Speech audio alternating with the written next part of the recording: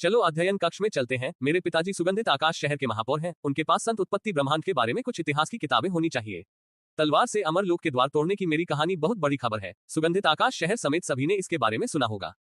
मन ही मन सोचते हुए जियांग चेन अपने कमरे से बाहर निकला और अध्ययन कक्ष की ओर चलने लगा।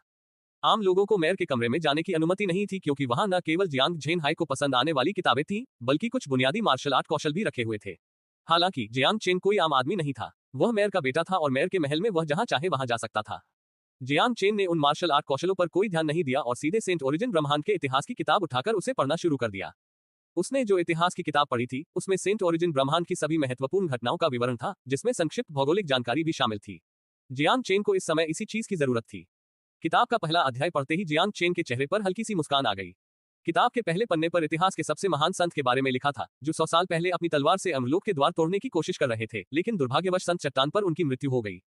100 साल पहले जियांग चेन ने अपने संत रक्त की अंतिम बूंद का उपयोग करते हुए अमरलोक के द्वारों को तोड़ दिया था और संत चट्टान पर उनका निधन हो गया था। उसके बाद क्या हुआ, यह अज्ञात है। इतिहास के अनुसार उनकी मृत्यु के बाद 100 वर्षों के दौरान संत उत्पत्ति ब्रह्मांड में बड़े बदलाव हुए थे।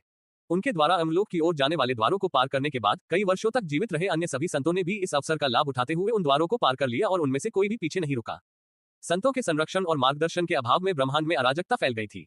राक्षस और शैतान हर जगह प्रकट हो गए थे और विभिन्न कुलों के बीच लड़ाई इतनी तीव्र हो गई थी कि कुछ प्राचीन कुल भी पूरी तरह से नष्ट हो गए थे। प्राचीन कुलों के विनाश के साथ ही नए कुलों का उदय हुआ था। ये खेदजनक था कि इस इतिहास की पुस्तक में दिव्य महाद्वीप के बारे में बहुत कम जानकारी थी और जो थोड़ी बहुत जानकारी दी गई थी वह भी अस्पष्ट थी। जियांग चेन को प्रसिद्ध कुलों या किसी महान योद्धा के बारे में कोई रिकॉर्ड नहीं मिला। उनका युग समाप्त हो चुका था और उनके लिए यह एक नई शुरुआत थी। संत उत्पत्ति का ब्रह्मांड एक विशाल सीमाहीन क्षेत्र में फैला हुआ था। इसे 5 महाद्वीपों में विभाजित किया गया था: पूर्वी महाद्वीप, पश्चिमी महाद्वीप, दक्षिणी महाद्वीप, उत्तरी महाद्वीप और सबसे समृद्ध दिव्य महाद्वीप। जियांग चेन अपने पिछले जन्म में दिव्य महाद्वीप से थे। सुगंधित आकाश शहर क्यूई प्रांत के एक दूरस्थ क्षेत्र में स्थित था। पूर्वी महाद्वीप की तुलना में यह एक छोटा शहर था। सेंट ओरिजिन ब्रह्मांड के बाकी हिस्सों की तो बात ही छोड़ दें। पूर्वी महाद्वीप में कुल 128 प्रांत थे, क्यूई प्रांत उनमें से एक था। जहां तक पदक्रम की बात है, पुस्तक में इसका कोई उल्लेख नहीं था।